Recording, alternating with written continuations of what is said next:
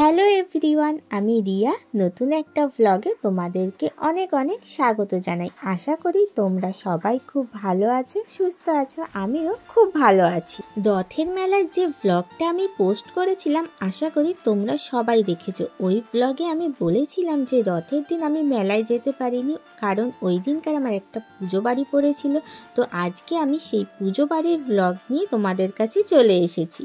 আমাদের অনেকটাই close relative হয় বলে আমাদেরকে সকাল সকাল চলে যেতে বলেছিল, কারণ পুজো বাড়ির ব্যাপার বলে একটা কথা আছে, আর পুজোর অনেক জোগাড় করতে হবে। সেই জন্য তাড়াতাড়ি আমি আর মা দুজনে মিলে রেডি হয়ে 7টার মধ্যে বেরিয়ে পড়লাম পুজো বাড়ি যাওয়ার জন্য। আমরা যে রিলেটিভের বাড়িতে এসেছি, ওনাদের আসলে মন্দির প্রতিষ্ঠা হবে, আর এই মন্দির প্রতিষ্ঠায় লক্ষ্মী আর গণেশ দুজনকে প্রতিষ্ঠা করা হবে। তো মন্দির প্রতিষ্ঠা করতে গেলে অনেক জোগাড়ের ব্যাপার থাকে, বুঝতেই পারছো তোমরা। অনেক সকালে এসে জোগাড় করা হয়ে যাওয়ার পরে ফাইনালি 11টার সময় থেকে শুরু হলো পুজো। তো পুজো তো হচ্ছে, চলো ততক্ষণে আমি তোমাদেরকে দেখিয়ে ফেলি এনাদের বাড়ির ছাদটা। এনাদের বাড়ির ছাদে আছে প্রচুর ফুল গাছ। তো ফুল গাছগুলো এখন তো খুব একটা ফুল হয়নি, কারণ বর্ষাকালের সময় তো ফুল হয় না, তোমরা তো নিশ্চয়ই জানো। বর্ষাকালের সময় যে ফুলগুলো হয়েছে, চলো তোমাদেরকে ছাদটা ঘুরিয়ে দেখি যে কি কি ফুল গাছ আছে। বর্ষাকালের সময় জবা ফুল, টগর ফুল, টাইম ফুল, কাগজ ফুল, এই ফুল গাছগুলোতে ফুল হয়ে আছে। কিন্তু শীতকালের সময় বিশাল বড় বড় কিন্তু চন্দ্রমল্লিকা, ডালিয়া, এই ফুলগুলো এই ছাদে হয়ে থাকে। যতক্ষণ ঠাকুর ঘরে পুজো হচ্ছিল আমি তো প্রায় ছিলাম ছাদে। তখন মেঘলা ওয়েদার, আর রথের দিন বলে কথা, তো হালকা হালকা বৃষ্টিও পড়ছিল, খুব সুন্দরও লাগছিল। অনেকক্ষণ ধরে প্রায় পুজো চলছিল, সেই সকাল 11টা থেকে এখন বাজে বিকাল 5টা। তো 5টার সময় হোম শুরু হয়েছে।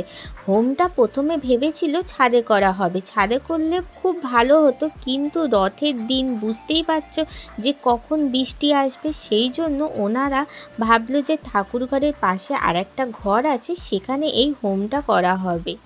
হোম অনেকক্ষণ ধরেই হচ্ছিল, আমি বেশ কিছুক্ষণ হোমের ওখানে ছিলাম। তারপরে একটু কষ্ট হচ্ছিল, কারণ ওখানে অনেকক্ষণ ধরে ধোঁয়ায় থাকতে পারছিলাম না, তাই একটুখানি ছাদে চলে এসেছিলাম। হোম হয়ে যাওয়ার পরে এখনও কিন্তু পুজো বাকি আছে।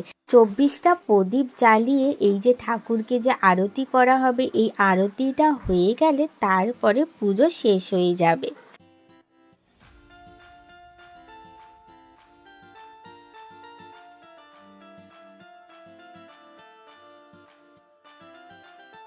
প্রথমেই এসে ভেবেছিলাম যে ঠাকুর ঘরের ভিডিওটা করব, কিন্তু তখন তো ঠাকুর ঘরটা সাজাচ্ছিল, তাই জন্য আর ভিডিওটা করতে পারিনি। আর তখনও পর্যন্ত ঠাকুর তো প্রতিষ্ঠা করা হয়নি, তাই পুজো হয়ে যাওয়ার পরে ঠাকুর ঘরের ভিডিওটা করলাম।